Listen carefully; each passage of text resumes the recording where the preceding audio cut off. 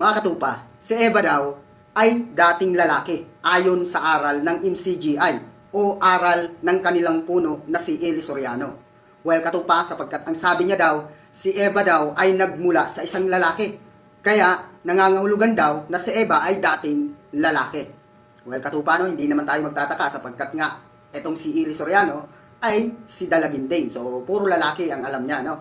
So, mga katupa, well, ano nga ba ang tamang aral na matututunan natin o may banal na pagkaunawa? Bakit, ano ang kaibahan ng lalaki sa babae?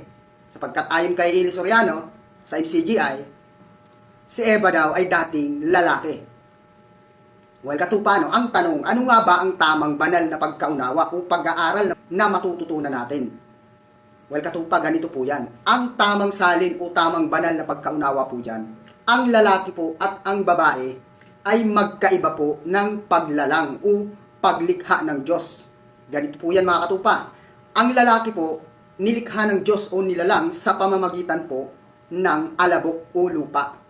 Yan po ay hininga ng ating Panginoong Diyos at nagkaroon ng buhay. Ang kaibahan naman po, mga katupa, si Eva po, ang kaibahan po ng paglikha o paglalang sa pamamagitan po ni Adan. Matapos nalikhain ng ating Panginoong Diyos si Adan, ay agad niya itong pinatulog at habang ito'y natutulog, kumuha po ang ating Panginoong Diyos ng isang parte sa katawan ng lalaki na tinatawag na tadyang. So kung hindi nyo pa po alam ang tadyang, ito po ay part ng ribs ng tao. Ito po yung tinatawag na tadyang, yung ribs.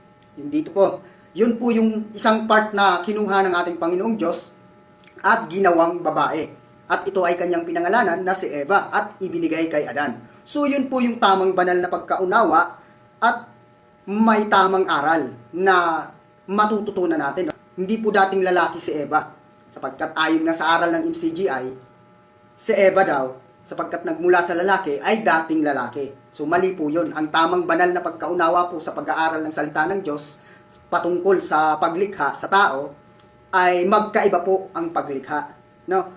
Nagmula sa alabok at nagmula sa isang tadyang. So yun po yung pagkakaiba nila.